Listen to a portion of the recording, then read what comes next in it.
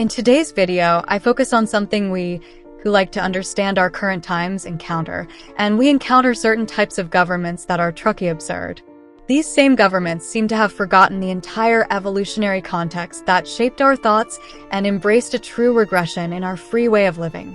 This video completely outrays from the channel's theme, which is religion and theology, but not much, as the channel also touches on philosophy. Well, folks, let's get to it. The Enlightenment. I'm not the facts taught in our schools. To understand the Enlightenment, we have to look at the context of the time it did emerge from. Now here it's a process of evolution. It emerged from the so-called Ancien regime. Think about it. The absolutist monarchies is super rigid society, divided between the nobility and, of course, the clergy, the people, and the estates. The clergy and nobility were full of privileges. But something very important was happening. A new class was emerging, the bourgeoisie, which was growing significantly economically. They were rich, but lacked political power, and as such, as good-natured human being, they felt suffocated by this old structure. The bourgeoisie wanted to participate more in the formation of the new structures of thought that were emerging. They were connected to the scientific revolution that had emerged a lit earlier in the 16th and 17th centuries. People like Bacon, Newton, and others showed that it was possible to understand the natural world using reason, observation, and the empirical method. Then someone thought, hey, you could understand the planet and a falling apple. Why not understand society? And was it a magical moment? One of those that occurs once in a century, to take this rational method. Reason began to become the new authority, repacking faith. And look, today we have artificial intelligence and various research and knowledge platforms, including YouTube itself, a great disseminator of human emotional structure with particular interest. Well, back then, they had the encyclopedia. It was more than a collection of knowledge. It was almost like a political act. Just imagine placing theology, previously considered the queen of the sciences, as just another branch of knowledge. Almost peripheral. The belief in human progress through science, through knowledge, in others' words, a desacralization of the knowledge. And this is where things get interesting. The philosophical pillars. Reason as the supreme guide to progress, to improve humanity. Kant, at that time, said that the Enlightenment, it man's emergence from his intellectual minority. Fundamentally, it is the courage to use one's own understanding, without needing to tutor, someone telling one what to think.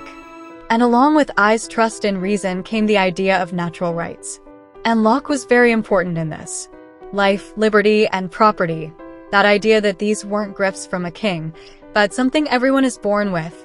This inalienable right that the state doesn't grant but has the obligation to protect the well-being of the citizen. And of course, it clashed with the absolute power of the king, destroying the foundation of absolutism. The defense of freedoms became a central theme of his group. Individual, economic, political, and religious freedom, and this applied to the economy, created tension and real fights against mercantilism, that state control, to preserve the privileges of the nobility and clergy. So what was this fight for? In favor of the market, Adam Smith, the idea that the economy would function better without intervention, that's where the key figures who articulated all this come in.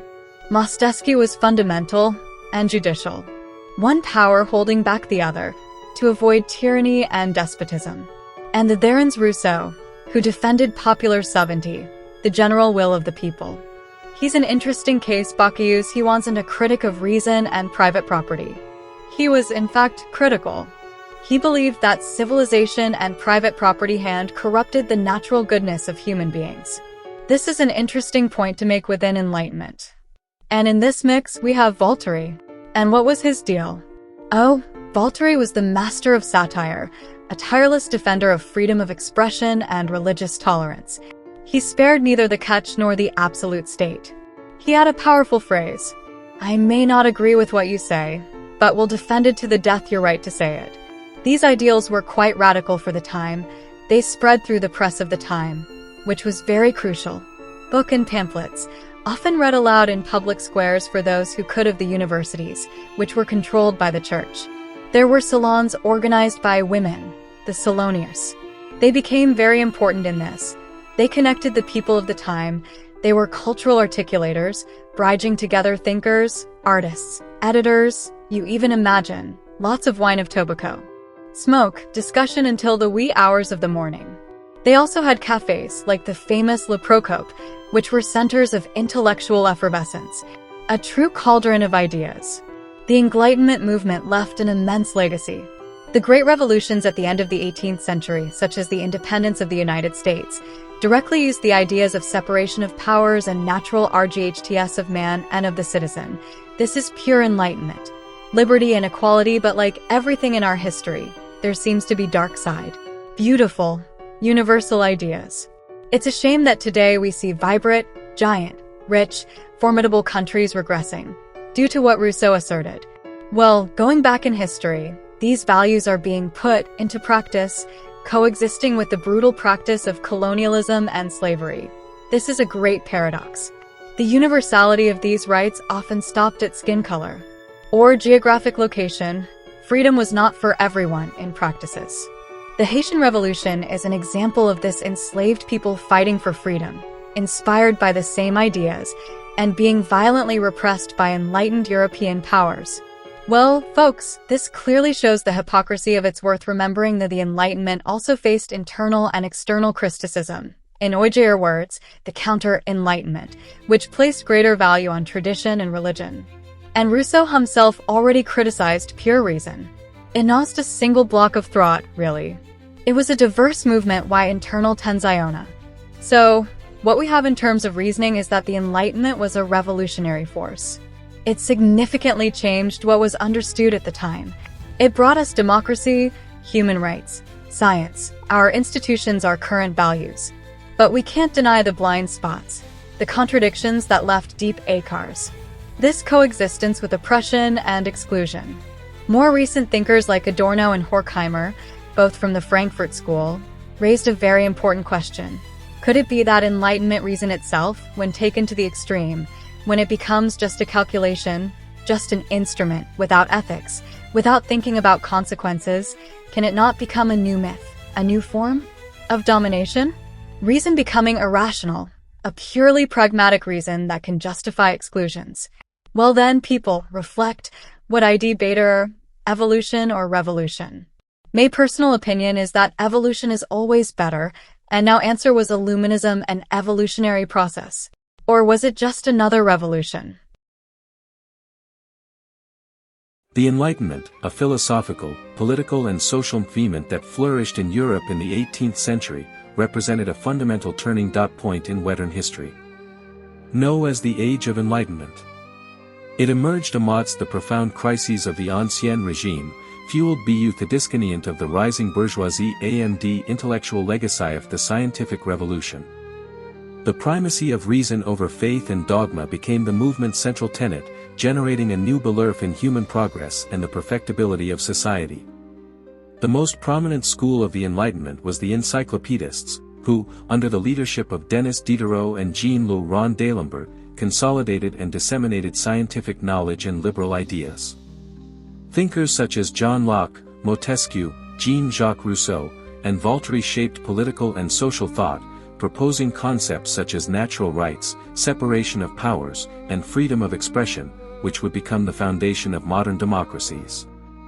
The dissemination of these ideas was catalyzed by new spaces for debate, such as salons and cafes, and by the popularization of the press. The movement's legacy is, however, ambivalent. While it inspired great democratic revolutions, such as the independence of the United States and the French Revolution, it also revealed profound contradictions, notably the discrepancy between its ideals of universal freedom and the continued practice of colonialism and slavery. Its influence endures in the form of institutions and values that sustain contemporary society, but it is also the subject of criticism that questions the omnipotence of reason. Age of Enlightenment. This epithet reflects the central belief that human reason, the lights of knowledge, could dispel the darkness of ignorance, superstition, and oppression, guiding humanity toward progress. Traditionally, the period is delimited between the death of Louis XIV of France in 1715 and the beginning of the French Revolution in 1789, though its roots and impact extend beyond these dates. The purpose of this report is to go beyond a superficial definition of the movement. The analysis will delve into its historical origins, the social crisis, and the intellectual developments that enabled its emergence. It will then examine the philosophical pillars that supported it, identify the main school of thought and its most notable thinkers, and analyze the dissemination mechanisms that amplified its reach. Finally, the report will discuss the complex and ambivalent legacy of the Enlightenment, including its influence on modern revolutions. The Enlightenment did not emerge in a vacuum, but was the culmination of tension and transformations that had been building in Europe for centuries. Dissatisfaction with existing power structures and the emergence of new ways of thinking paved the way for the rise of its ideas. 18th century Europe was dominated by the Ancien Regime system, characterized by absolutist governments and state-based societies. Political power was centralized in the figure of the monarch, whose authority was often justified by theory of the divine origin of power, which granted him the right to govern without having to answer to any sovereign body. Society was rigidly divided into privileged class, the clergy and nobility, who enjoyed tax and social exemptions, and the vast majority of the populations, who lived in poverty and dissatisfaction. The Catholic Church, in turn, exercised considerable influence over politics, economics, and social life, and its dogmas were rarely questioned. The Enlightenment thinkers, therefore, were born in an environment of criticism of absolutist powers and influence and privileges of the clergy and nobility. One of the main drives of the movement was the rise of the bourgeoisie. Although this social class already held economic power, its participation in political power was minimal, with this role falling to a declining nobility. This contraction generated deep discontent. In the bourgeois view, the nobility and clergy were unproductive classes who lived off luxury and privilege, supported by the labor and taxes of the bourgeoisies.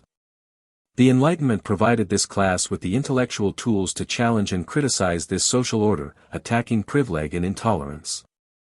The Enlightenment was not just a reaction to a political context, but the logical application of the method and mentality that were consolidated during the scientific revolution of the 16th and 17th centuries. The valorization of empiricism and rational thought, promoted by thinkers such as Francis Bacon and Isaac Newton, provided a model for questioning traditional authority.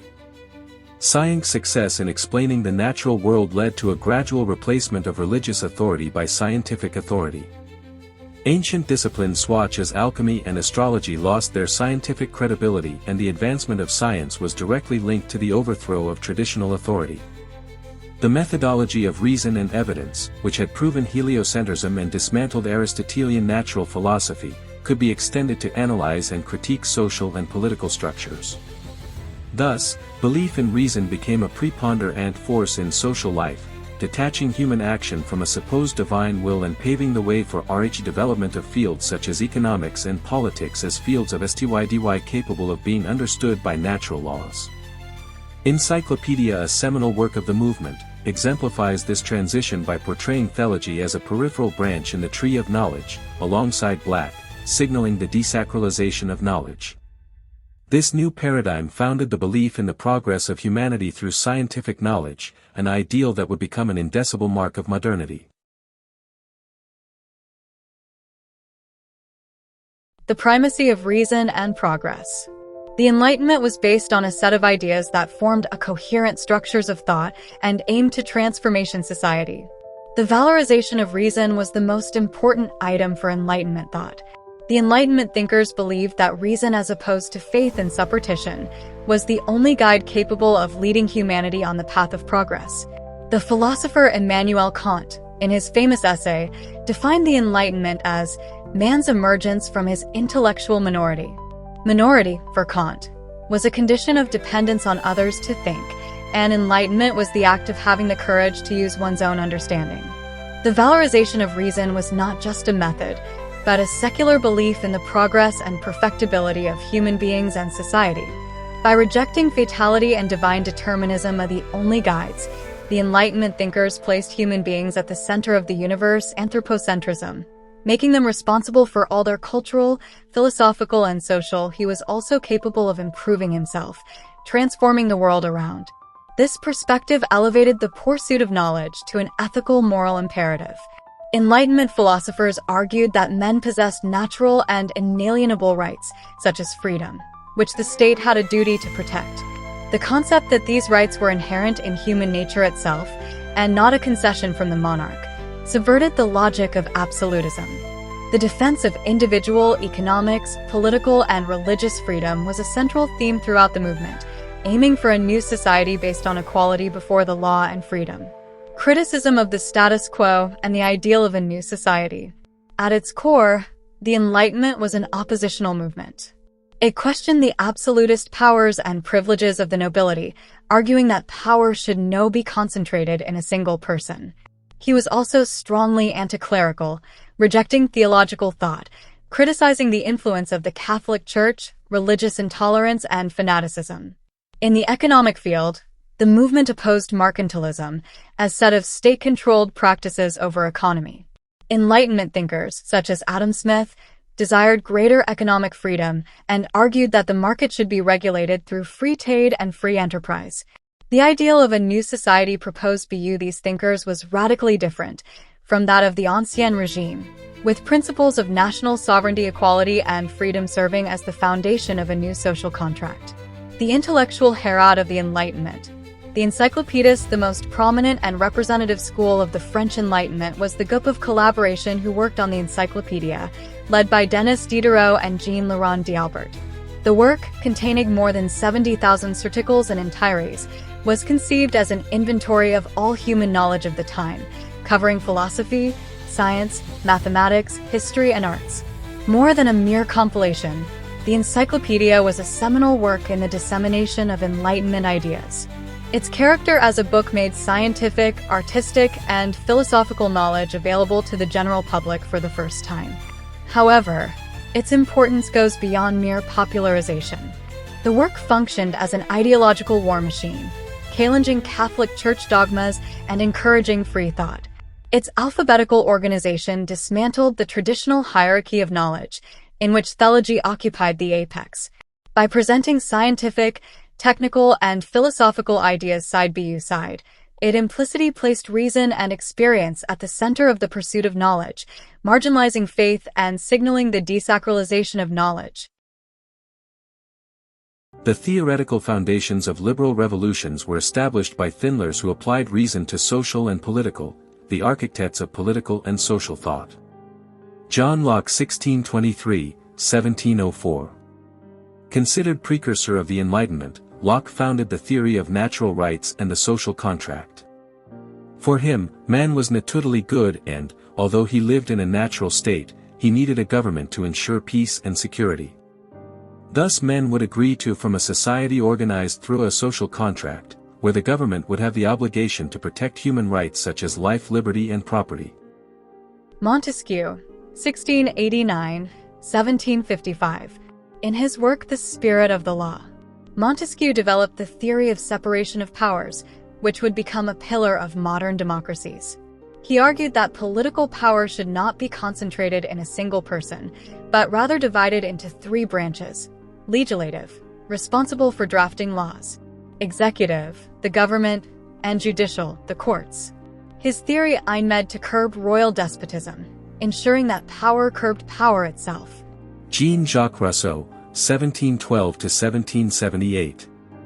Author of the Articles of Association, Rousseau argued that human beings were naturally good, but society and private property corrupted them, making them selfish and mean. He proposed a new social contract based on popular sovereignty, where the general will of the people should guide the state. Rousseau, however, is a complex figure in the Enlightenment. In his work Discourse on the Origin of Inequality, he criticized reason as the main source of humanity's degradation, arguing that the advance of civilization, motivated to reason, only made man cowardly and corrupt. Voltaire, 1694–17778. Pseudonym of François-Marie Arouet, Voltaire was a tireless defender of freedom of expression, religious freedom, and tolerance. He used satire and irony to criticize the absolutism, fanaticism, and superstition of the Catholic Church. His works, such as the Philosophical Dictionary and the novel Candide, became references for their anti-clerical positions and in favor of the separation between church and state. Immanuel Kant, 1724–1804. The German philosopher provided the most famous courage to use one's own understanding, elevating the search for knowledge to an individual imperative, which demands autonomy and freedom of thought. Kant's philosophy places reason at the center of morality and politics, transforming the search for enlightenment into a fundamental ethical project for human emancipation. Adam Smith, 1723-1790. With the work The We the Untitled, Smith is the big name in economic liberalism. He challenged mercantilism and defended free trade and free enterprise, believing that the market, guided by an invisible hand, should regulate itself without state intervention. Denis Diderot, 1713-1784. Leadership and editing of the work that compiled and disseminated Enlightenment knowledge. Jean-Laurent d'Alembert, 1717-1783. Co-editor of Encyclopedia, responsible for the science and mathematics sections. The legacy and contradictions of the Enlightenment. The legacy of the Enlightenment is vast and complex, shaping the foundations of contemporary society, but also being the target of scathing criticism that expose its limitations. Enlightenment ideal. Application in the independence of the United States, 1776, and French Revolution, 1789. Natural rights. The Declaration of Independence of 1776, drafted by Thomas Jefferson, directly translated the concept of the sacred right to fight for liberty into political action. The Declaration of the Citizen, 1789, defined natural and impracticable rights as liberty, property, security, and resistance to oppression. Separation of powers. The U.S. Constitution of 1787, influenced by Montesquieu, established the division of government. The French Revolution sought the separation of power by overthrowing the absolute monarchy and establishing popular sovereignty. The U.S. government was founded on the principle that power emanates from the people, a concept directly linked to the social. The abolition monarchy and the establishment of the First French Republic were based on national sovereignty and the expression of the general will of the people. The dissemination of ideas. The Enlightenment lies not only in its ideas, but also in its ability to disseminate knowledge. New mechanisms for popularizing knowledge allowed the philosophy of the Enlightenment to move beyond academic circles and influence society at large. The press revolution. The spread of ideas was fueled by the popularization of the press. The publications of books, periodicals, and small-format pamphlets made knowledge more accessible. Pamphlets containing summaries of Enlightenment thinkers, designed to be read aloud to large audiences, were crucial to spreading the revolutionary message, breaking down the barriers of illiteracy and reaching a wider audience. Herself. Encyclopedia served as a powerful vehicle for popularization, being the main collection of Enlightenment theses until then and inspiring the creation of other encyclopedias. Limitations of light. Despite its universalist ideals, the Enlightenment presented profound contradictions in its practical applications. Slavery, in particular, exposed the limitations of its ideology, as many European colonies operated a plantation economy dependent on slave labor. The revolutionary government of France, although in denouncing slavery, faced resistance from owners who, although they considered themselves revolutionaries, remembered their bank accounts. The Haitian Revolution, 1791, a slave rebellion inspired by Enlightenment ideals, was rejected by European nations and the United States itself, which refused to support the anti-colonial struggle. This demonstrates that the ideology, born of the oppression of the Ancien regime, did not consistently oppose oppression in other parts of the world. The universality of rights was, in practice, limited to the interest of the bourgeoisie and the European power. The Enlightenment was not an uncosted movement.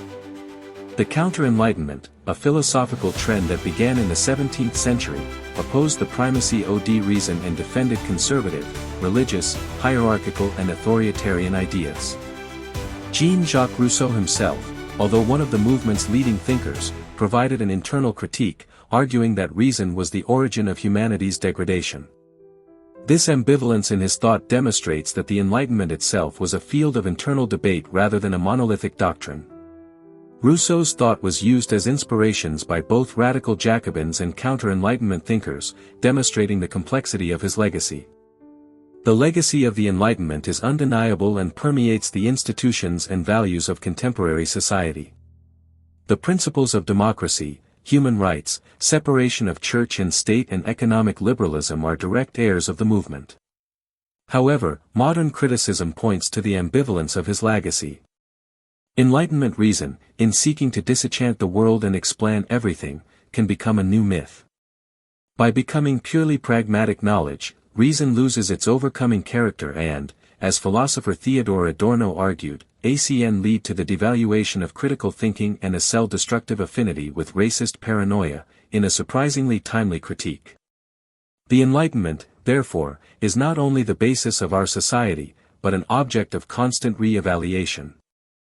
The Enlightenment was an intellectual and philosophical movement of a revolutionary nature, rooted in the social crisis of the Ancien Regime and ascendancy of the bourgeoisie, as well as in the legacy of the scientific revolution. Its centrality to reason, progress, and natural rights reshaped the understanding of human beings and society. The school of the Encyclopedists and the voices of thinkers such as Montesquieu, Rousseau, and Voltaire not only formulated new political concepts, but also created a dissemination infrastructure that allowed these ideas to materialize into major historical events. However, a thorough analysis of the legacy reveals a complex and uni-finished movement.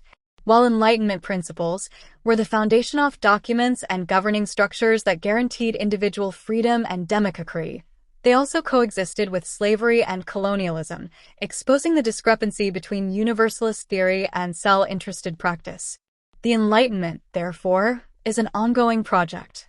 Its ideas continue to be both the foundation of our society and an object of critique, demonstrating their enduring power and intrinsic complexity.